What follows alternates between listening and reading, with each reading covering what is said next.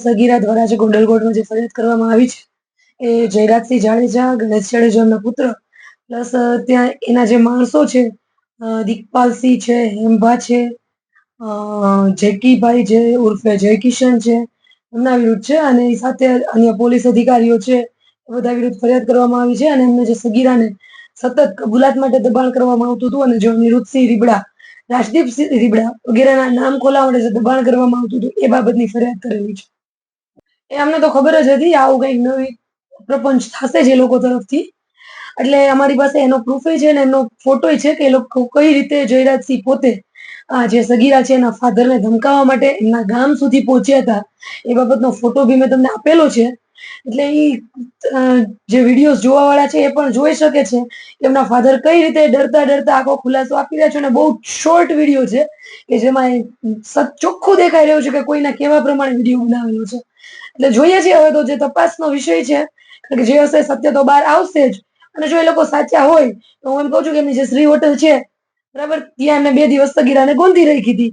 તો જયરાજસિંહ જાડેજા અને ગણેશ ગોંડલે જાતે જઈ અને શ્રી હોટલના જે સીસીટીવી કેમેરા છે એ પોલીસને અપાવી દેવા જોઈએ, જેથી દૂધનું દૂધ ને પાણીનું પાણી થઈ જાય. હા, મુખ્યત્વે એ જ વાતનો ઉલ્લેખ કરવામાં છે કે સગીરાને કઈ રીતે રિમાન્ડ હોમમાંથી જયરાજસિંહ દ્વારા છોડાવવામાં આવી, એમના વકીલો દ્વારા કઈ રીતે સગીરાને ધમકાવવામાં આવી, કારણ કે એને 2 દિવસ બરોડા જે રિમાન્ડ હોમમાંથી છૂટી પછી સીધી જયરાજસિંહના માણસો દ્વારા આ સગીરાને ગોંડલની શ્રી હોટલ ખાતે લઈ આવવામાં આવી હતી. અને કદાચ જે ગોંડલના રાજકારણથી પરિચિત હોય એને ખ્યાલ જ છે કે હોટલ કોની છે, બાબુભાઈ ટોળિયા કરીને જે છે એમના ઓનર છે.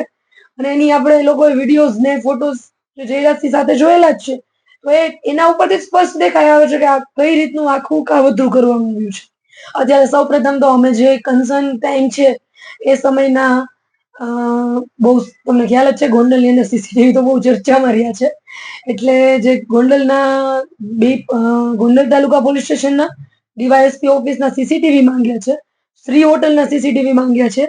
અને પ્લસમાં આગળ અમારી માંગ આમાં પણ એમ જ છે કે આ જે આખી ઘટના છે એની પણ તપાસ સ્ટેટ મોનિટરિંગ સેલ દ્વારા કરવામાં આવે એવી અમારી માંગણી છે.